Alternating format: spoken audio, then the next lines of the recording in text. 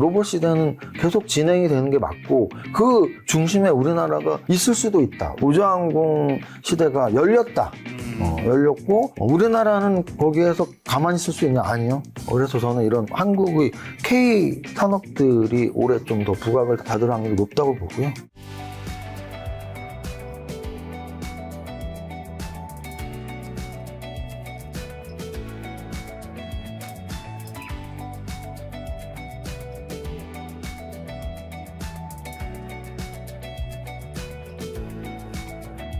자, 다섯 번째는 AI입니다. 피지컬 AI가 중요하지만 그 이전부터 지금 사실 피지컬 AI는 이제 시작이라면 막 꽃을 피우고 있는 그래서 챗GPT와 같은 생성형 AI가 꽃을 피우고 있고 의료 AI 쪽으로도 가고 이 수많은 곳에 AI가 가고 있으니까 결국은 AI 관련주에도 우리는 관심을 가져야 되죠. 그래서 AI 관련주들이 관심을 가져야 되고요. 결국은 저는 이 AI가 앞으로 계속 흐름이 우리가 어떻게 AI를 알게 됐죠? 알파고 처음에 바둑을 잘 둬 AI가 그 다음에 알게 된 게 챗GPT 생성형 AI. 그 다음에 알게 되는 게 젠슨왕이 뭐 하도 강조를 하니까 피지컬 AI. 그럼 이것들이 끝이냐 아니냐? 아직 시작도 안 했다니까요. 그러니까 당연히 AI 기술에 대해서 관심을 갖는 게 맞다라고 말씀을 드리는 겁니다. 자, AI에서는 어떤 종목을 좀 좋게 보시는 건가요? 저는 이제 매매 기법이 여러 가지가 있어요. 네. 제가 저한테 돈을 벌게 한 매매 기법을 3개만 설명을 드리면 저는 신고가 근처에 있는 종목들이 관심이 많습니다. 그래서 신고가 오버슈팅을 그 상승폭을 먹고 싶어 하는 신고가 매매 기법. 그리고 상승한 종목들이 상승한 종목들이 공통점을 찾아서 이 업종이 좋네? 이 업종이 아직 안 오른 건 뭐지? 우리 상승률 매매 기법. 그리고 이제 마지막 세 번째가 짝짓기 매매 기법인데요. 짝짓기 매매 기법은 뭐냐면, 얘랑 이렇게 짝을져갖고, 얘가 오르면 얘가 오르야 되는데, 이런 내용이에요. 그런데 예전에는 짝짓기 매매 기법이 같은 테마주. 뭐 삼성전자가 오르면 SK하이닉스도 올라야 돼. 뭐 HD 현대중공업이 오르면 한화오션도 올라야 돼. 이게 짝짓기예요. 그런데 최근 들어서는 지분 관련 짝짓기 매매가 많아졌어요. 그래서 아까도 말씀드렸지만 삼성전자 지분은 레인보우 로보틱스가 있어? 올라가겠네. 이런 게 짝이거든요. 그래서 아까 방금 전에 말씀드렸던 것도 현대차의 지분이 있어. 자율주행 기업인데 뭐 이런 거죠. 그런데 AI 기업인데 LG전자가 7.96%를 갖고 있다고 지분 취득 공시를 했어요. 그래서 AI 기업인데 LG전자가 갖고 있어? 이건 진짜 굉장한 시너지 효과가 나올 수 있는 거죠. 왜? AI 우리나라에서 할 만한 회사는 삼성전자, LG전자, SK텔레콤 저는 뭐 이 정도라고 보거든요. 그래서 LG전자가 AI를 갖고 있다면 주목할 만하다. 왜? 저보다는 AI 기술력 있는 회사를 잘 볼 테니까. 삼성전자가 레인보우 로보틱스를 선택했으니까 그 3천억짜리가 10조 가깝게 가는 거예요. 마찬가지로 이 종목은 LG전자가 왜 선택했지? 제가 평가하는 기술력 평가보다 훨씬 중요한 방법으로 평가를 했을 거 아니에요. 그래서 관심을 갖고 있습니다. 앞선 종목과 마찬가지로 시총이 사실 너무나도 작기 때문에 좀 큰 채널에서 조회수가 많이 나왔을 때는 좀 주가에 영향을 줄 수 있기 때문에 종목은 멤버십에서만 오픈되는 점 양해 좀 부탁드리도록 하겠습니다. 자, 이제 당연히 로봇이 나오네요. 네. 피지컬 AI에서 젠슨왕이 특히나 강조를 했고 깐부치킨에서 정의선 회장하고 치맥을 먹으면서 너 로봇 어쩌고 막 하면서 그리고 또 CES에서 젠슨왕이 기조연설 때부터 이제는 피지컬 AI 시대다. 그리고 현대차에서 정말 보란 듯이 아틀라스를 공개했고 오늘인가 어제도 기사 나왔던데 아틀라스 옆구르기인가 뭐 이렇게 돌아오는 게 있더라고요. 옆돌리기인가? 그러니까 아틀라스가 원래 산업용 로봇인데 원래 여태까지 우리가 알던 산업용 로봇은 휴머노이드 로봇이 아니고 인간처럼 생긴 로봇이 아니고 그냥 이런 관절만 있는 팔만 있는 로봇들이었단 말이죠. 이렇게 집어갖고 끼고 돌리고. 근데 아틀라스는 그렇지 않잖아요. 여러분들 보면 사람이잖아요. 휴머노이드. 모든 관절이 다 움직이고 사람처럼. 그래서 실제 CES에서 라스베가스에서 모든 로봇 평가단들이 압도적 1등으로 지지한 게 아틀라스였다고 하는 거고. 그래서 그렇게 봤을 때 로봇 시대는 계속 진행이 되는 게 맞고 그 중심에 우리나라가 있을 수도 있다. 왜? 아틀라스를 누가 만들었죠? 현대차가 만들었다고 생각하시면 보스턴. 반만 맞는 거죠. 다이내믹. 보스턴 다이내믹스가 만들었고요. 보스턴 다이내믹스는 어떤 기업이죠? 미국 기업이에요, 미국 기업. 네. 미국 기업을 인수한 거예요. M&A란 거죠. 마치 삼성전자가 레인보우 로보틱스를 M&A 하듯이 현대차 그룹에서 지분을 이렇게 다 갈아갖고 넣습니다. 뭐 현대차, 기아차, 정의돈 회장, 현대글로비스 이런 식으로 뭐 20%씩 갈아갖고 넣거든요. 그런데 보스턴 다이내믹스가 제조한 아틀라스가 혁신적 인기를 끌었다. 그러면 현대차 그룹에도 굉장히 큰 도움이 될 것이고. 그래서 어쨌든 세계적으로 피지컬 AI 시대가 맞고 젠슨 황이 인정을 했으니까. 그리고 우리나라에서도 젠슨 황과 정의돈 회장의 만남들. 근데 그리고 보스턴 다이내믹스, 아틀라스 이런 모든 키워드를 생각한다면 주식 투자 한 5종목 하면 저는 한 종목은 로봇 관련 주식 갖고 있어야 된다고 봅니다. 근데 말씀하신 보스턴 다이내믹스의 기업 가치가 인수 당시보다 지금 수십 배 뛰었다는 실제 분석이 있던데 나스닥 상장 가능성 그에 따른 지분 가치 상승 효과는 어떻게 보세요? 너무나 있겠죠. 너무나. 네. 너무나 있어요. 너무나. 무슨 뜻이냐면 저런 거죠. 스페이스 X가 비상장이잖아요. 네. 스페이스 상장 이야기 나오니까 뭐 미국에서도 난리가 났고 우리나라 우주항공 관련해서도 난리가 났잖아요. 그럼 당연히 우리나라 기업이 아닌 스페이스 X가 상장된다고 해도 우리나라 우주항공 관련주들이 난리가 났었거든요. 그런데 보스턴 다이내믹스가 상장된다고 얘기하면 직간접적으로 얽혀있는 종목들이 너무나 많은 거죠. 보스턴 다이내믹스를 지분을 갖고 있는 현대차 그룹주. 아마도 현대글로비스나 뭐 이런 정도가 부각을 받을 것이고요. 또는 현대차 그룹과 또는 보스턴 다이내믹스와 과거 공급 계약들이 있었던 레퍼런스가 있는 이런 기업들은 아마 저처럼 주식 좋아하는 사람들이 샅샅이 찾아낼 겁니다. 그러면은 보스턴 다이내믹스 상장 이야기 나오면 현대차 그룹에서 지분 관련주들 그리고 보스턴 다이내믹스와 과거 연관이 있는 기업들 주가는 올라가게 되겠죠. 그래서 미리미리 관심 가져오는 게 좋을 것 같습니다. 근데 실제로 그 보스턴 다이내믹스가 상장이 전까지는 이제 현대차 주가에 굉장히 긍정적이지만 상장을 해버리면 이게 떨어져 나가니까 현대차 주가에 좀 상장은 이후에는 좀 안 좋을 수 있다는 의견도 있던데 이건 맞는 말인가요?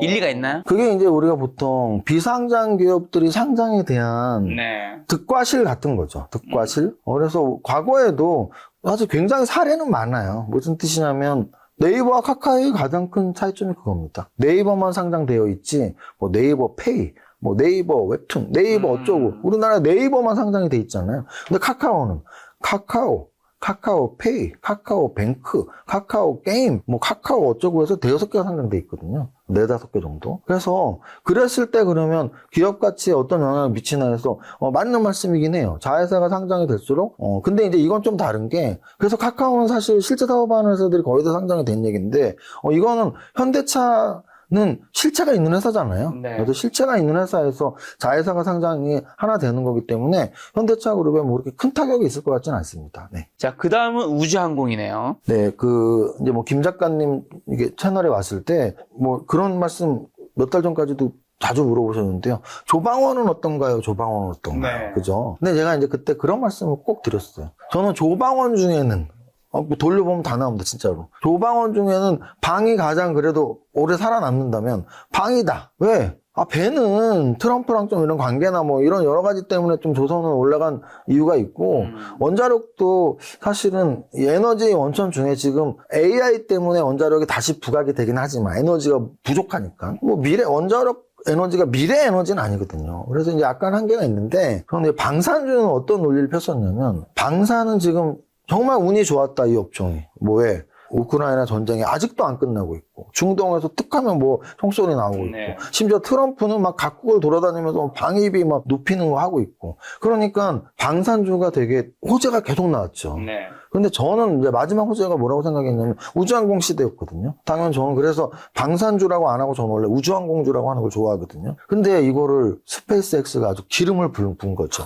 기름을 붓습니다. 그래서 아직도 기억이 생생히 나요. 스페이스X 상장력이 나왔을 때 세아베스틸 지주를 비롯한 이렇게 연관 기업들이 있어요. 미래에셋 벤처. 근데 실제로는 또 미래에셋 증권이래. 그럼 미래에셋 증권. 거기다가 이제 뭐 철강 어쩌고 세아베스틸 지주. 요런 직접 관련된 애들이 한 3-4개가 있었거든요. 얘네가 이야기 나왔을 때부터 올라갔습니다. 그리고 나서 그 다음부터 올라갔던 건 이 우주항공 부품주들이었어요. 우주항 인공위성 관련주들, 우주항공 부품주들. 기억해보면 HVM이나 네. 뭐 인텔리안테크나 아니면 하나에어로스페이스 자회사인 세트레간이나 이런 애들이 또 따당땅 치고 올라갔죠. 거의 뭐 2배, 3배 올라갔단 말이죠. 그래서 저는 우주항공 시대가 열렸다. 열렸고 우리나라는 거기에서 가만히 있을 수 있냐? 아니요. 제가 아까 말씀드렸던 제약바이오에서 맨파워 때문이라면 우주항공은 우리나라는 정책적인 거죠. 왜? 아시잖아요. 우리 이제 분단국가잖아요. 우리나라 방위산업이 발전하는 이유는 딱 하나예요. 분단국가이기 때문이에요. 자주국방이니까 우리가 총을 만들어야 되고 우리가 탱크를 만들어야 되니까 총 만드는 회사, 탱크 만드는 회사. 그것들이 지금 방산회사가 된 거잖아요. 미사일 만드는 회사. 그게 LI 넥슨 하나 에어로스페이스 같은 회사들 아닙니까? 현대로템. 그러니까 그런데 이제는 남북 분단 현실 때문에 방산주가 발전을 했었는데 네. 우주로 간대. 근데 이런 기술이 있는 나라가 많지가 않아요. 예를 들어 자동차를 만드는 회사가 전 세계에서 많지가 않듯이 우주항공의 부품을 만드는 인공위성을 만드는 회사가 많지가 않습니다. 그러니까 저는 우주항공을 우리나라에서 꽤나 적합한 분야라고 보고 있는 거죠. 자, 마지막은 엔터네요. 이 엔터는 사실 엔터, 뭐 음식료 아니면 뭐 유통 이런 걸 더 포괄하는 겁니다. 오늘 종가 기준으로 유통주들이 많이 올랐어요. 롯데쇼핑, 현대백화점, 신세계, 이마트 이런 유통주들이 많이 올랐거든요. 또는 며칠 전에는 뭐 파라다이스, 요런 그 카지노주도 올리고 요런 이유가 뭐냐면 이제 설 연휴도 있고 이제 좀 외국인들이 올 시즌이잖아요. 이제 날 따뜻한 3월이나 뭐 설 연휴나 그랬을 때 중국 관광객에 대한 기대가 굉장히 큰 거예요. 그 이유는 중국, 일본을 못 가니까. 그럼 일본과 한국이 중국의 관광지로서 대체제냐? 너무나 대체제죠. 그렇죠. 너무나 대체제. 생각해보세요. 우리 예를 드는 거야. 여러분들한테 중국은 절대 못 가. 그러면 나 중국 못 가면 미국 갈래. 말이 되나요? 중국은 2박 3일 가고 뭐 한 100만 원이면 가는 데인데 미국은 뭐 일주일 가야 되고 1000만 원 갖고 가야 되는데 비교가 대상이 아니잖아요. 자, 이 얘기는 뭐냐면 일본을 못 가게 하게 하는 그 중국 인구가 몇 명인가요? 근데 일본을 못 가게 하는 그 수혜를 우리나라가 굉장히 크게 받을 확률이 굉장히 높은 거죠. 그래서 여행 산업, 카지노 산업, 여러 가지 산업들. 그래서 저는 이런 한국의 K 산업들이 올해 좀 더 부각을 받을 확률이 높다고 보고요. 근데 그 중국과 뭐 직접적으로 관련이 있다고 할 수는 없지만 세계적인 기업이니까. 그래서 제가 이제 이 뭐 엔터에서 하이브를 말씀드리는 이유는 뭐 BTS 갖고 뭐 중국에서만 소비되는 그런 보이그룹이 아니지만 아까는 업종 산업을 이야기하면서 소비 산업들이 네. 올해 이제 부각받는 이유, 오늘 뭐 그런 유통주들이 부각받는 이유를 설명드린 거고요. 거기에서 구체적으로 저는 엔터에서 하이브 대형주니까 뭐 이렇게 뭐 하이브를 말씀드리는 이유는 주식은 어떤 스케줄 매매를 할 때 거의 한 달 전부터 움직이거든요. 빨리 움직이는 애들은. 그럼 이제 하이브는 어떤 스케줄이 있냐? 정확히 3월 20일로 딱 예정이 돼 있어요. 그럼 설 빼고 모아고 하면 이제 한 달 남은 거예요, 한 달. 네. 근데 보통 스케줄 매매 한 달 전부터 움직이거든요. 자, 그럼 뭐가 한 달 남았냐? BTS의 정규 5집. 근데 이름이 아리랑이야. 눈물 나죠. 우리나라 사람들 애국가하고 아리랑 영화에서 나오면 눈물 나잖아요. 이 콘서트 시작을 광화문에서 하죠. 그렇죠. 그것도 이슈가 되게 컸어요. 광화문에서 어떤 행사를 하면서 여러 가수가 이렇게 모인 적은 있지만 한 가수가 광화문에서 행사를 한 적 없다고 합니다. 그래서 서울시에서 이거를 해주나 마나 하는데 당연히 해줘야지. 왜? 이게 세계적으로 생중계가 되는데. 그래서 그 출발을 광화문에서 하고 정규 5집이 3월 20일 날 나오고 그리고 나서 글로벌 투어가 시작된다. 그래서 저는 이게 아직은 뭐 시작을 안 했으니까 아이 뭐 어떻겠어 라고 생각할지 모르지만 저는 거의 확신을 하거든요. 그러니까 광화문에서 출발해서 모든 나라를 돌 때 세계적으로 그 각각의 나라에서 굉장히 큰 환영 인파 또는 해외 토픽의 이슈들이 나올 것이라고 저는 보고 그래서 그 기대감들이 아마 선반영이 좀 된다면 엔터 업종의 대장주인 하이브가 어떨까? 그래서 여러분들이 이런 거예요. 주식이 좀 약하신 분들은 그 업종의 대장주를 사는 게 좋아요. 그러니까 뭐, 내가 주식이 초보야? 그럼 삼성전자 아니면 SK하이닉스 반도체는? 아니면은 제약바이오는 삼성바이오로직스나 셀트리온이나 알테오젠이나 뭐, 요런 정도 10조 이상짜리? 아니면은 자동차는 현대차나 기아나 현대모비스? 뭐 이런 식으로 시총 높은 거 사는 게 좋죠. 잘 모르니까. 그래서 하이브는 어찌 보면 엔터에서는 시총 1등이니까. 우리나라 엔터가 더 확산될 것 같은데. 그러면 하이브 사셔도 되고 네. 또는 3월 20일에 대한 기대감 이런 거로 말씀을 드렸습니다. 하이브는 이제 시가총액이 워낙 크기 때문에 이제 모든 분들이 공개되었지 아까 오픈되지 않은 종목은 여러분들이 고정 댓글에 이정윤 세무사님 멤버십 확인하시면 볼 수 있습니다. 자, 이정윤 세무사님과 함께한 이제 멤버십도 작년 7월부터 시작해서 벌써 한 6개월 과정이 되었는데요. 코스피가 상승한 만큼 또 당연히 저희 멤버십에 계신 분들도 수익이 굉장히 좋았고 특히나 종목픽 세무사님이 가면 갈수록 잘 맞으셔가지고 이제 수익이 굉장히 잘 나고 있는 상황인데 그 과정이 이제 하루에 1,700원, 한 달에 한 5만 원짜리 이제 기본 과정부터 시작하니까요. 그렇게 비싸지 않은 과정으로 여러분들이 세무사님과 슈퍼개미 이정윤 세무사님과 함께 주식 투자의 관점을 가질 수 있는 거고요. 지금 코스피 5,000 시대잖아요. 2,500에서 5,000 올 때보다 지금이 더 고난이도의 단계 아닌가요, 세무사님? 그건 너무 당연하죠. 왜냐면 2,500에서 5,000은 2배가 올라오는 시기인데요. 굉장히 빠른 속도로 올라왔고 수익 내기 쉬웠는데 5,000에서 10,000포인트까지 간다면 똑같은 속도지만 네. 똑같은 속도로 가기는 너무나 쉽지 않은 분위기니까 이제는 종목 선정을 얼마나 잘하느냐에 따라서 수익이 달라지겠죠. 맞습니다. 지금이 작년보다 훨씬 더 지수는 좋아졌지만 그만큼 고난이도가 되었기 때문에 훌륭한 파트너가 필요한 시점이라서 이정윤 세무사님과 함께 멤버십을 또 준비했고요. 이 과정 슈퍼개미 이세무사님 시선을 내 것으로 만들 수 있고 그 다음에 하루에 10분 시장의 흐름을 장악하는 리포트 나가는 부분도 있지만 가장 큰 장점은 바로 16개 유망 종목 추천인데 이거 어떤 건가요? 이게 이제 제가 월간 리포트를 네. 만들어서 매월 첫째 주나 둘째 주 토요일 일요일 날 이제 이 프로그램을 올리는 거죠. PDF 파일을. 그러면 여러분들이 이제 그 글을 보면서 이렇게 해서 이 16종목을 뽑았구나. 공부하시면서 선택을 하시는 건데 제가 이제 어느 정도 적중률이 높았냐면 16종목 중에 한 종목이라도 10% 이상 오르면 방송을 하겠다고 약속을 했는데 김 작가님도 아시겠지만 지난달에 거의 매일 했습니다. 방송 매일.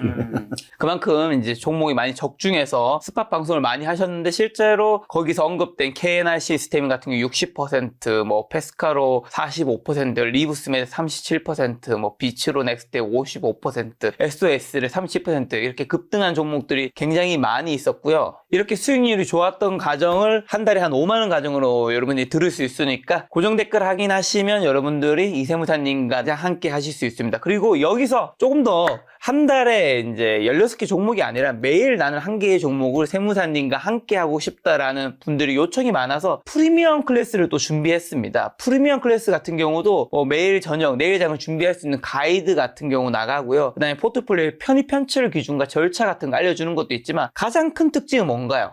일반 회원님들이 보시는 거 한 달에 한 번 16종목이라고 말씀드렸는데 프리미엄 회원님들은 매일 한 종목씩이죠. 그래서 공부를 두 가지를 하는데요. 매일 하루에 한 종목씩 종목 선정하는 방법에 대한 공부가 첫 번째. 그 다음 8종목으로 포트폴리오를 짜는 그래서 어떤 종목을 편입을 시켰을 때 어떤 종목을 편출을 시켜야 되는지 그래서 첫 번째는 종목 선정 공부, 두 번째는 포트폴리오 운영 공부 이렇게 두 가지 공부를 같이 하고 있습니다. 이제 HVM 그리고 현대글로비스 43%, 현대오토웨브 굉장히 많이 올랐었고요. SB비테크 32%, 링크솔루션 70% 이렇게 이제 좋은 성적을 거두었는데 이정윤 세무사님과 함께하는 멤버십 듣고 싶으신 분들이라면 고정 댓글에 있는 링크 확인하시면 이정윤 세무사님의 기본과 프리미엄 클래스 지금부터 함께 할 수 있습니다.